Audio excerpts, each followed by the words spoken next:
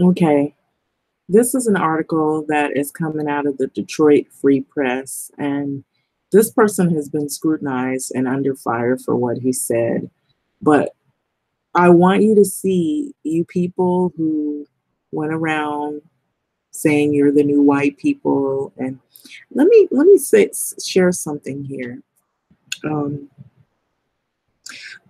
and for those of us that live in California, those of us as in African American or Black people or people of color, some of us have experienced racism, not just really from just white people. We've experienced it discriminations from people who aren't white, who are from other places, and I'm gonna be really honest because I don't think I've said this in a while, but I personally have experienced a lot of racism from Mexican people. And there have been some who have acted very mean. Sometimes there's been some that have been very discriminating or prejudiced. Um, like when you enter an area, I'm trying not to be too, you know, for example, I don't know if it had something to do with the comedian when he made the joke that don't, I don't know if it was don't park in front of on Black people's house, or don't let them come in your house, or don't let them stand in front of your house, or whatever. I don't know, but I noticed, I'm a friendly individual. At least I try to be. I don't get, but I try to speak to everyone. If I'm spoken to, or if it's comfortable. And when you live in cities, it's always a risk because you never really know that many people, and there's so many things that can happen in cities. And so a lot of times you don't really come out and say hello to just everybody because you don't know if people will receive it well or speak back. But things that I've experienced, I'll be honest. Okay, I had a person that I knew who was really, a near dear, close friend. Well, actually, more like a family member, extended family member. So here's the incident that happened.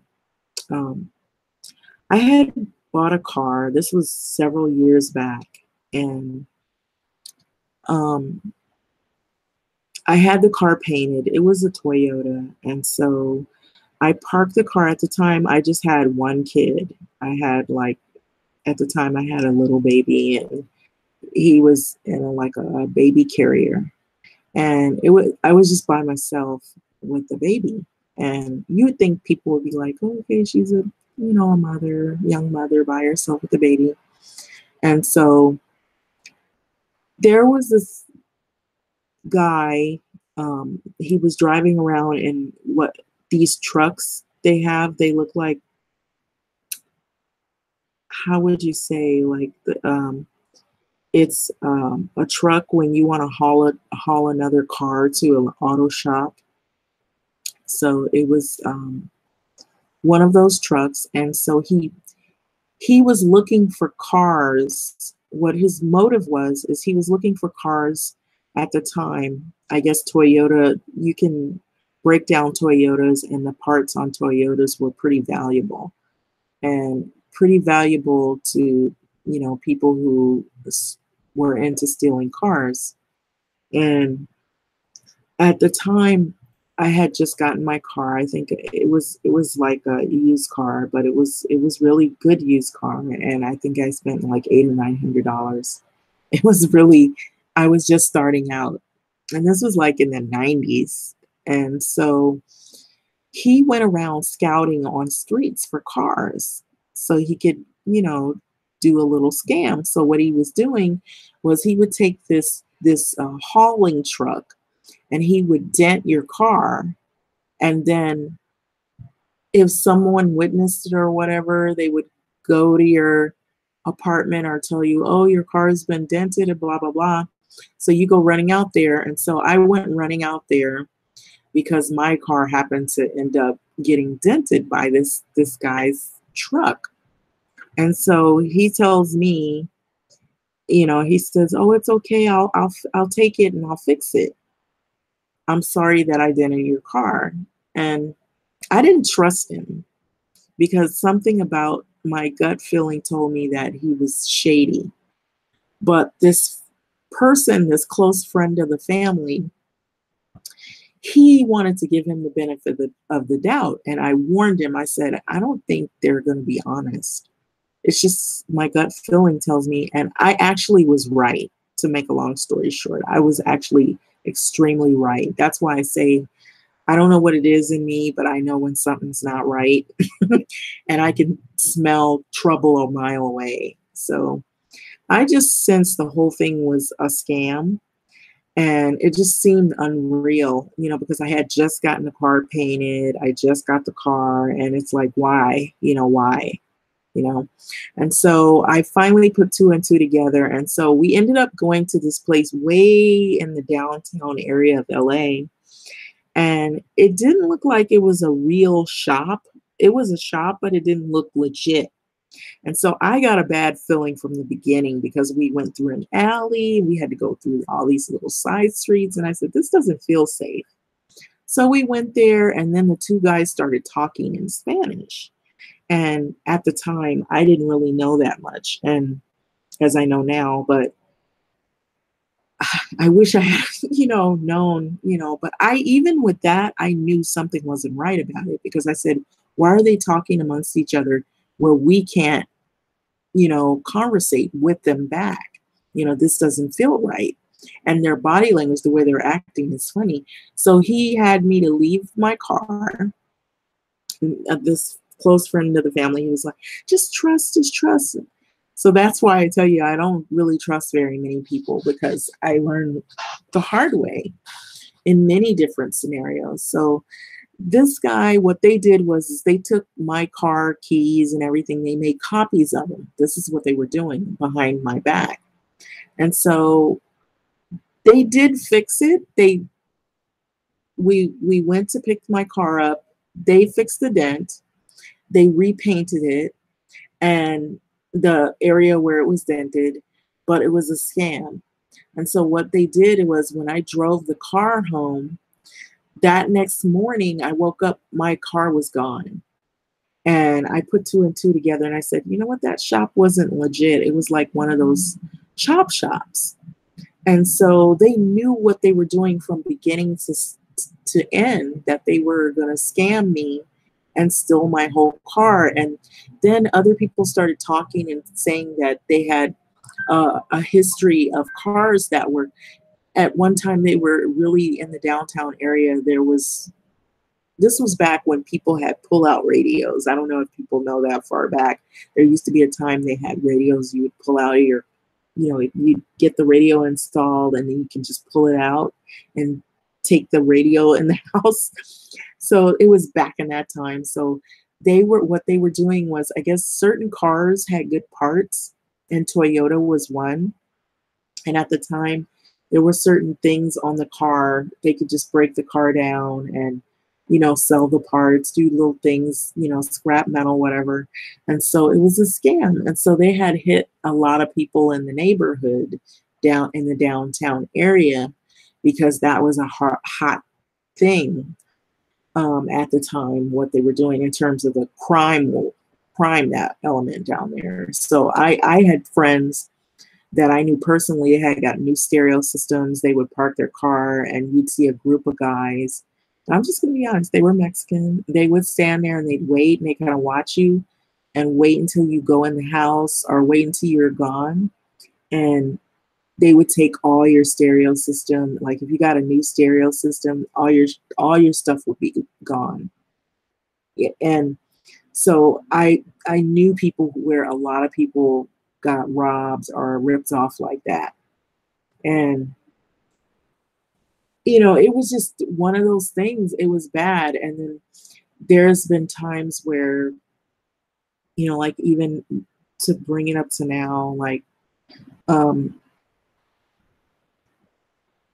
where my son was called names, called the N word by a Mexican guy. He instead of him addressing him, he knows his first name. Instead of him calling him by his name, he's calling him a racial slur. And I'm thinking, and this is in the time where we're at now, where all this stuff is going on, and you know, these people have known me, they've seen me, I've always spoke, I've been nice, I've been courteous, like, a nice person. So I've never, when they have their children or grandchildren rather, I never say anything like any racial slurs that you would say to Mexican people that would be rude, that would cause for alarm or make, I know, if I was to do that, then they would want to, be aggressive, and want to, you know, get, physical. And so I would think they would do the same back for me, but no, it doesn't happen like that. And so I just want some of you people who I, if you're Mexican, when you do that to Black people who aren't doing anything to you, it makes us not trust you. It makes us feel like you're being even more racist than what we've experienced with white people, real white people. And so when we see stuff like this, like a lot of times I've been very friendly. I've talked to people who are from other places, and I'll say, they really don't consider you to be who they are. And so this article is really putting the truth out there. And I think I've been very kind to people, but I haven't gotten it back. You know, I've gotten a lot of, I've known friends who have said that they've experienced a lot of prejudice from Mexicans and they're Black, and they say they like if you leave your place, they disappear, like they go in the house, they don't want to be out there the same time you're out there.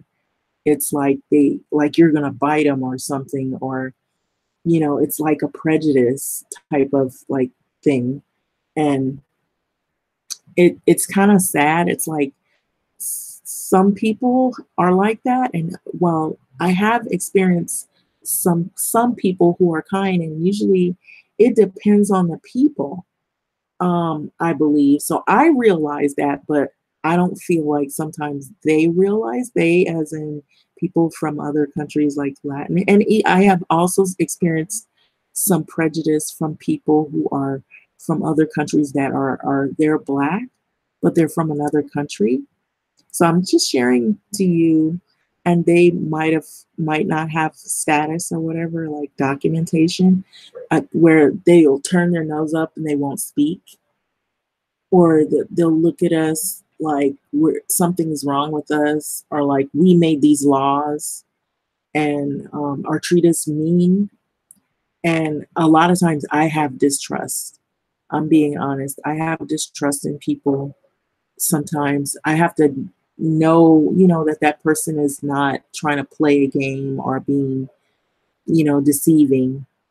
And I've experienced some things. It's some of it is hard to explain because if you don't actually see what the scenario is, um, it's hard to explain. But I've gotten like the how would you say, the mad dog eye, or I've had my car broken into, um, and my car stolen. I had another car, and I had the whole car was stolen.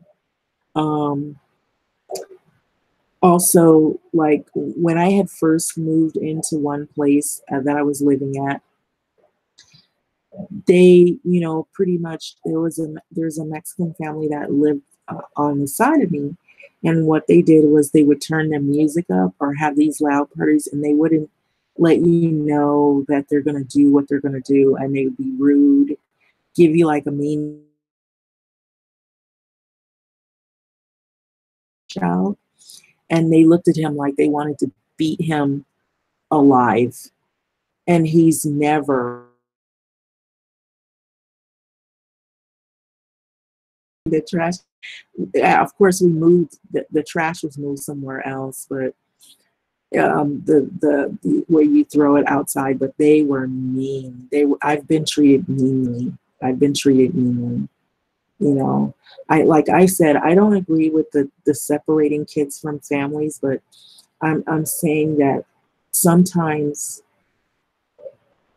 when you see these things, it's like, like all the history that has happened with Black people that have been in the States that have had discrimination. It upsets me sometimes because I'm just being honest here. What upsets me sometimes is that some of the people that they're referring to, they don't read about the history of people who have also experienced discriminations.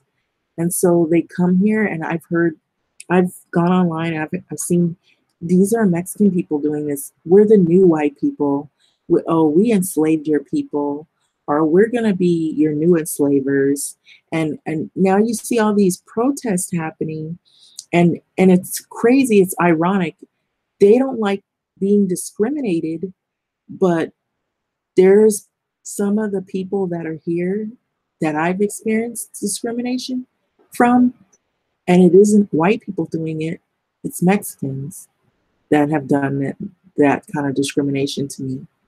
And I felt bad about it, and I was like, what do you do about something like this? And I felt like some of it was because when you have like a lot of people that look like you in the neighborhood, and you don't see as like we own this, we run this, you're an outsider. And I've gotten that the mad dog look, or the mean eye, or that side evil eye, like, who are you? That was in the beginning, but now the neighborhoods have changed. There's more people that look like me that have moved in, and I haven't gotten that as much. And then I guess from them seeing that I don't hang out, I'm not wild, I don't have like loud parties like they do. I don't give them the evil eye. I don't call their kids the N words and nasty names that you would refer to as racial slurs to Hispanic people, but I've gotten it. My kids have gotten it. They've told me, Mom, why are they doing this? We're not bad people. And why would they do this? And it's ironic because now you're seeing all of this, and it's like they don't like when it's done to them. And it seems like, wow, that's amazing. You don't like this, but you're not telling the stories of how when some of you are here, how you treat others, that are minorities. You see what I'm saying? And so here, and this is his reason for saying this. He's actually getting to represent a threat to the U.S. due to lack of white kids. It's an Arizona lawmaker. And you don't see, I'm not saying this. This is a lawmaker saying this. And you would think that instead of them giving us the business, giving Black people who, we're not being mean to you, the business, they would give these people the business. Because in what I mean the business, give them the side eye, give them the dirty looks, tell them names, or whatever, because they're the ones that really are your enemy. That's what my point is. So in this article, you see what's going on. I'm like, what gives? And so it says an Arizona state lawmaker is under fire after he was filmed saying this, saying that immigration is an existential threat that will change the face of the US. Because I've read about this in a previous video about the history of how they make these laws and some of the stuff that is, I don't believe that people have read this. And I've said it all too many times that African Americans, we're suffering too. We're not really the ones you need to be given the side eye, the mad dog look, the business. There are like places in Compton, places like that African American families have lived where they were firebombed out of their neighborhoods simply for being Black. And who was doing it? Mexican gangs. And Mexican residents would like kind of turn their head and pretend like they don't know what happened because they had this like territorial takeover mentality, like we run this, we're taking over. And then I've seen the mean taunts. We're the new white people. We're gonna be your new enslavers, you know. And so here you got somebody who they don't like you. So that's my point. It's like do unto others as you want done to you. And so now, in a way, it's the tables are turned. Actually, they've always been like this. And I feel like this. If you don't if you don't like this, then why do you do this to people who we're not your enemy? We really never really were your enemy. So Representative David Stringer R. Prescott made those comments on Monday at it's called the Yavapai County, so Republican Men's Forum. So he said that a majority, 60% of the public school students in the state are minorities. So this is coming from him here, that it complicates racial integration because there aren't enough white kids to go around, Stringer said. So you're seeing this here. You're seeing somebody really, really come out and say how he really feels. And Black people we've went through a lot of racism, a lot of hate, a lot of prejudice. Why do we have to get this from Mexicans? When we've been telling Mexican residents that come here, you're not white considered to the real white people. They don't like you, but somehow they've suckered you into thinking that you're, I guess because of signing that little statement, that putting that little check on the box, we can claim white status. It's kind of gone to some people's heads and their heads are big like a bubble. Well, he and many other things that are happening right now are bursting those bubbles. And we've been warning you. Some of us, I remember my mom, she used to warn, she's like, don't trust it because they're just filling you full of junk. And later they're gonna drop you. They're gonna let you down. And that's what's happening. And in a way, you know, it's sad, but then, you know, they say what kind of goes around comes around. And so I noticed there's been a lot of greed, there's been a lot of hate, there's been a lot of horrible stuff, and that has happened. And but we are suffering. Black community has suffered from some of the same harsh laws, some of the same criticism, some of the same stuff.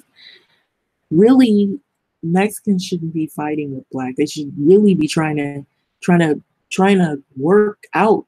You know, we're really all considered minorities. And so instead of you getting mad and trying to figure out how to create war within other minority groups, how about trying to talk and rationalize what can we do to solve these issues rather than dividing each other more, is what I'm saying, because it has not helped. It's made things worse.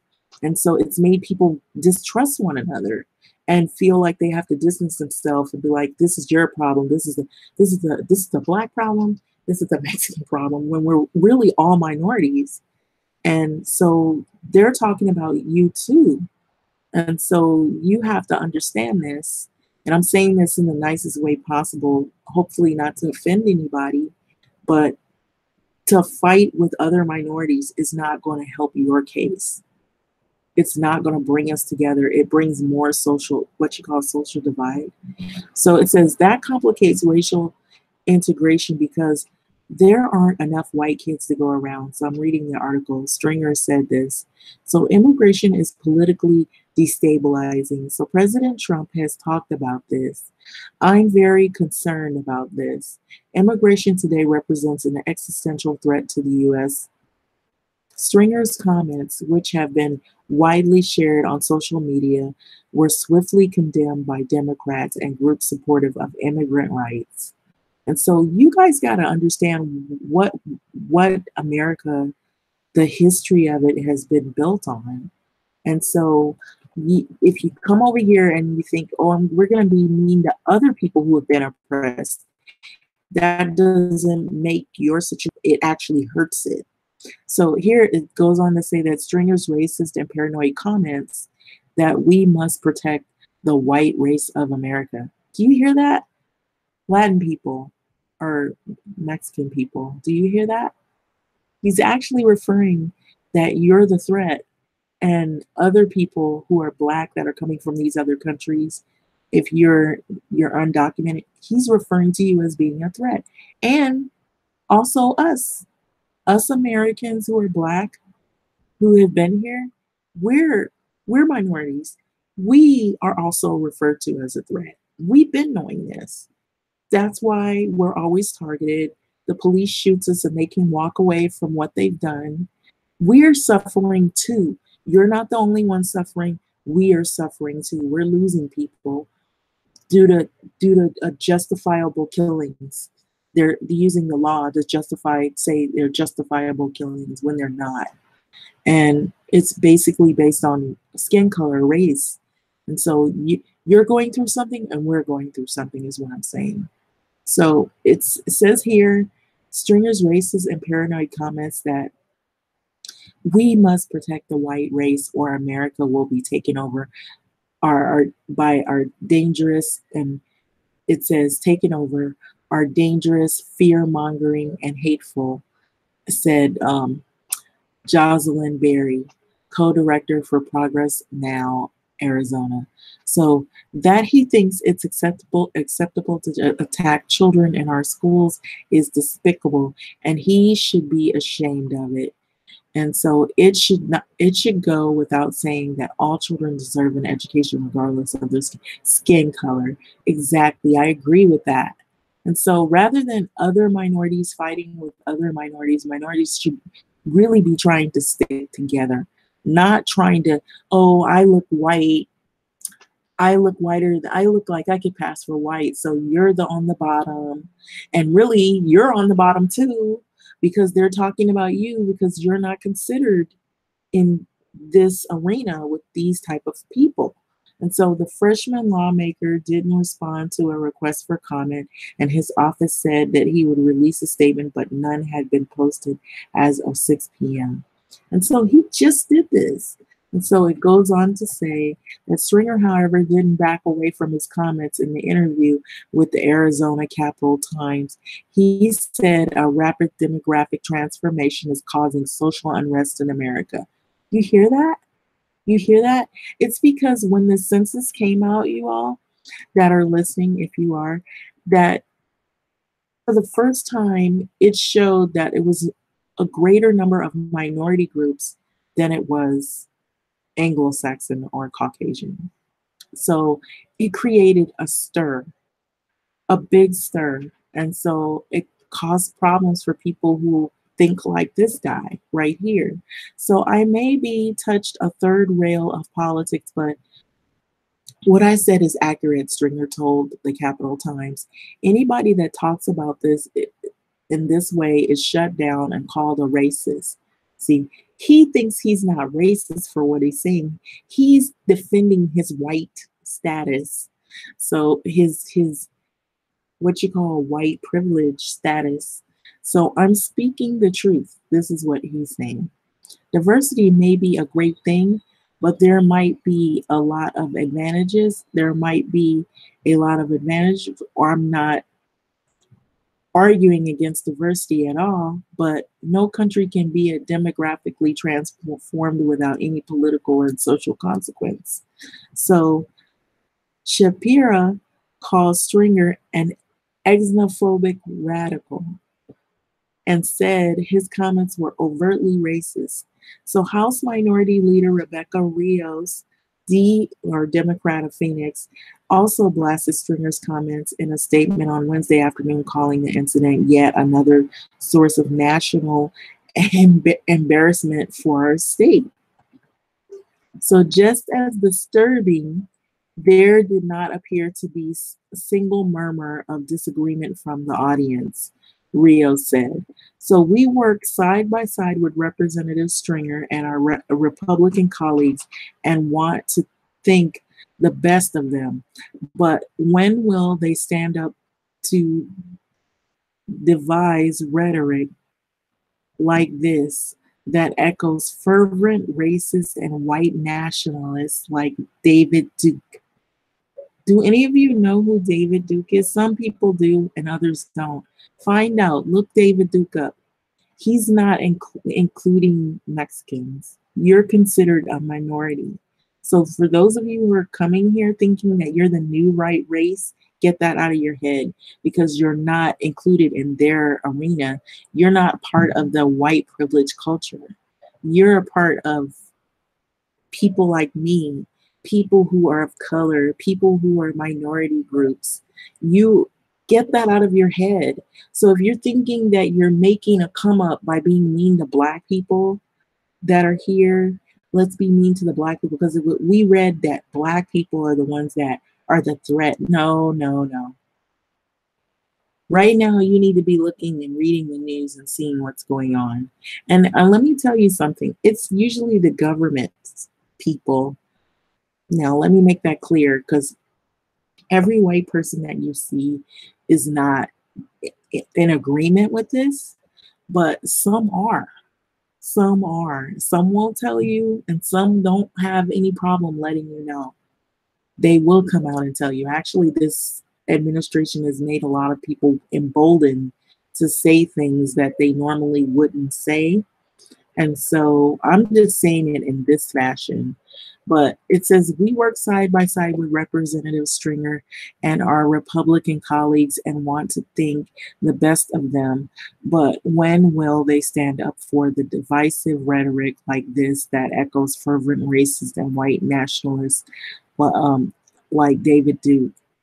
And so Stringer previously encountered controversy at the state capitol as one of the just 3 representatives, including Representative Don Shooter and Representative, or Republican, or actually is not representative, it's Republican, former rep and Don Shooter, Republican Yuma, and who voted against expelling Shooter from the House after an investigation found he sexually harassed women. So Stringer is running for re-election to Arizona House in Legislative District 1, a Republican stronghold that encompasses Prescott, Anthem, and Carefree and Cave Creek. And so I've said in videos that there are some white nationalists and white supremacist groups, or people that are a part of these supremacist groups that have run for political offices so that they can control the states. And so they know that they can do this to make laws. And so this affects everyone who is in minority groups or who is, even if you're poor or maybe you're white and you just don't have a lot of money or whatever, you don't make like a whole bunch of money or whatever, it affects them as well. And so, and we've seen that even with the welfare, they were doing a lot of cutting on those programs, government programs, and it was affecting actually white people who don't make a lot of money. Actually, even more, it was affecting white people when they're trying to look at those programs as being all black. It's the black people. It's always blamed on us. It's always blamed on black people. Every time you hear welfare, it's the black people. That's their programs, the gravy train. We are cutting all of that, and all that kind of stuff. And it's always it's like we're the poster children of that. That's the way they frame us.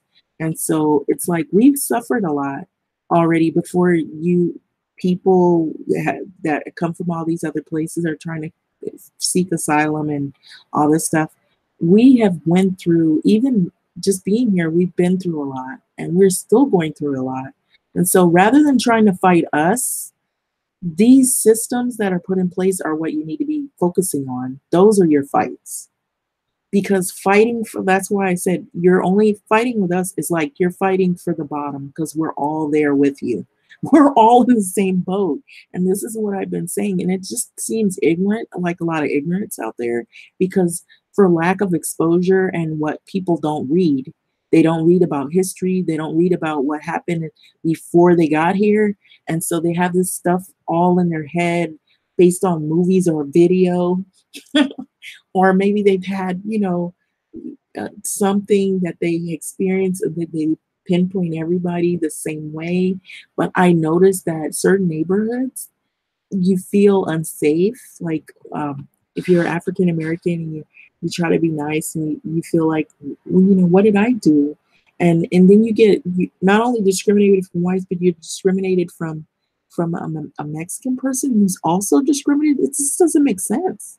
It's like you're discriminated too, so why would you discriminate me? I don't get it. What do you get out of being discriminative to me? Is it going to get you citizenship? No. Is it going to get you your kids back? No. Is it going to help immigration? No. By being mean to me? No. I'm suffering too. I'm living here in the same system under the same umbrella as you. So why would you be mad at me? What did I do to you? Be black? So I'm just saying that's I'm just voicing what I've experienced, and to what other black people who probably can kind of understand where I'm coming from, they've experienced this. And so we kind of feel like some of us feel like empathy, like wow, we know what's going on, but when we have our problems, we never see any of the Latin culture come out and support us, and if we supported you, it's because we feel like we've been supported by you, you know but we haven't. It's like, oh, that's your problem and this is your problem, so that's the reason why there's a lack of distrust. There's social divide among minorities, and then that's the reason why there's so much drama going on.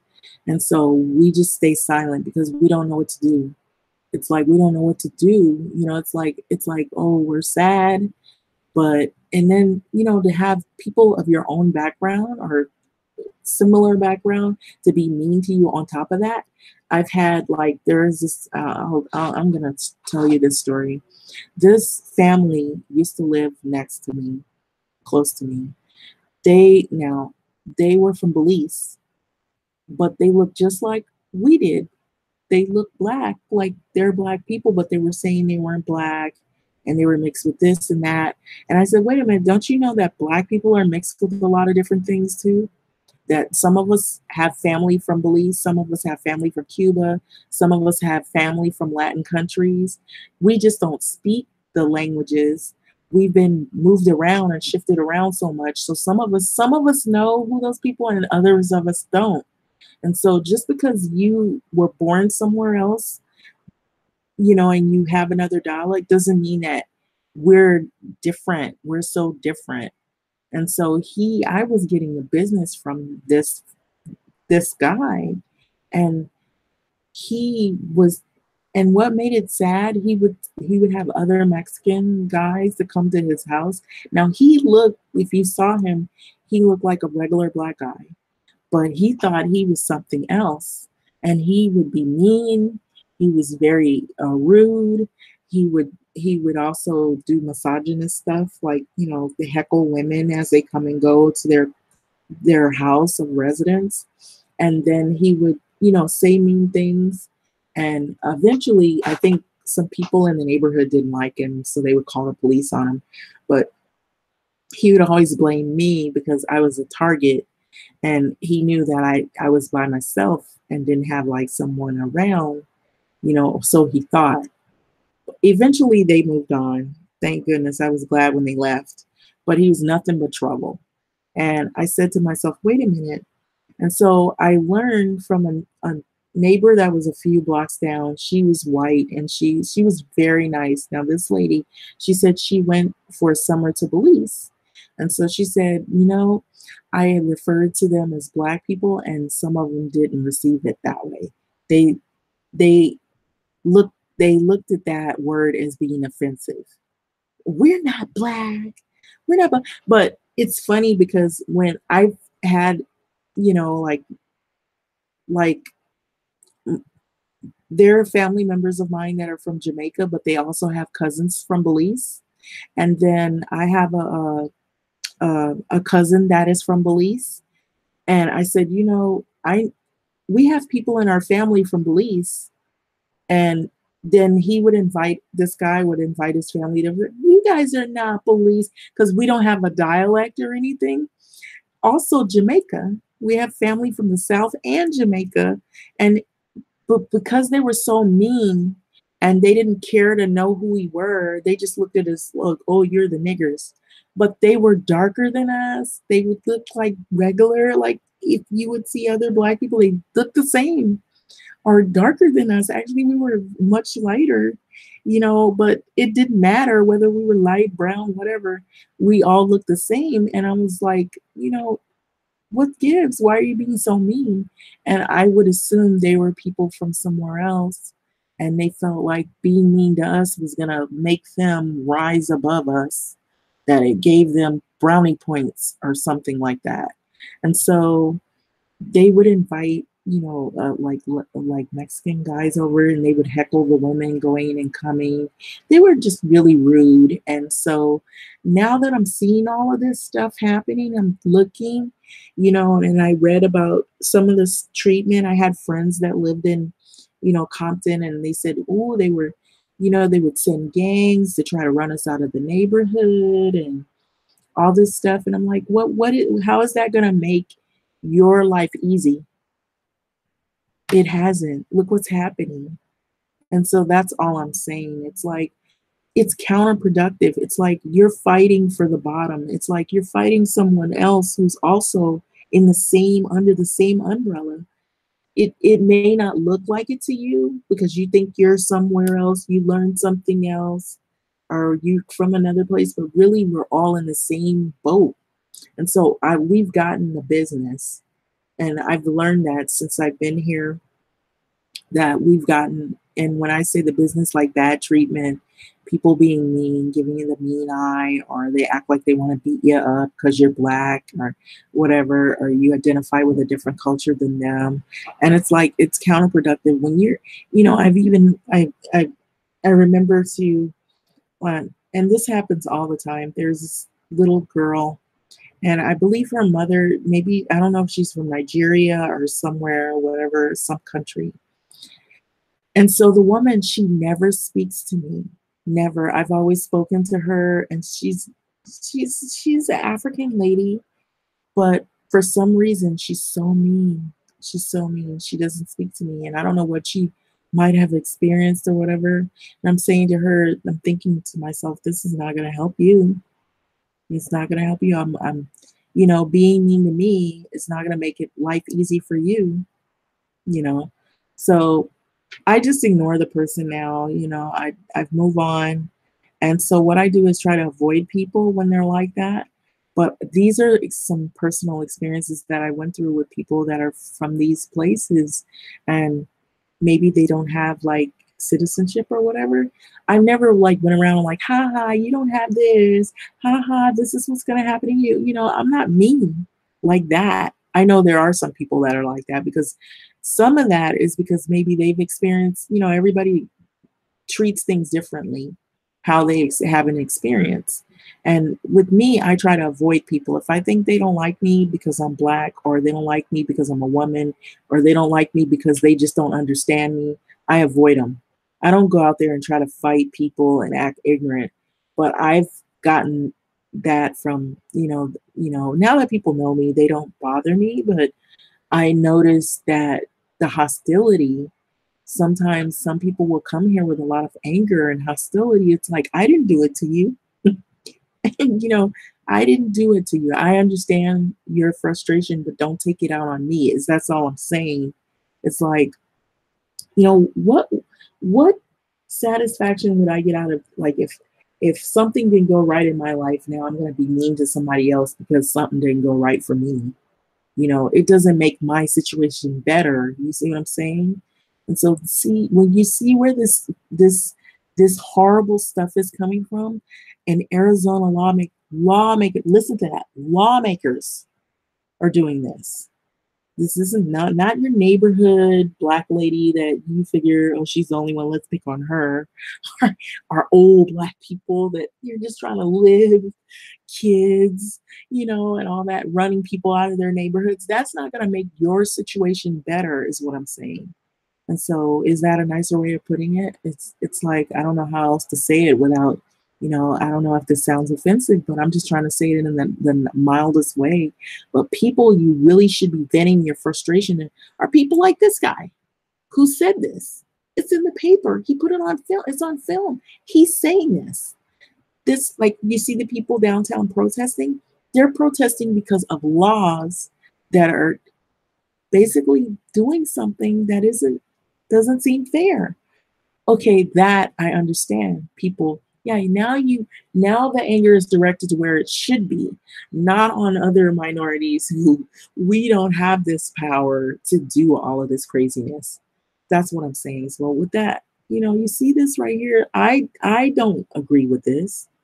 And I'm sure there's other people out there that don't agree. So what can you do? I mean, we don't know what to do. It's like, okay, you want to be like in the corner of people, but then you're like a little bit afraid because you're like, uh-oh, they don't like us either. We don't know if that person doesn't like us and that person doesn't like it. Let's just be quiet. That's all we can do, is like, let's just be quiet because we don't know what to do. So that's where I'm coming from. That's my opinion of it.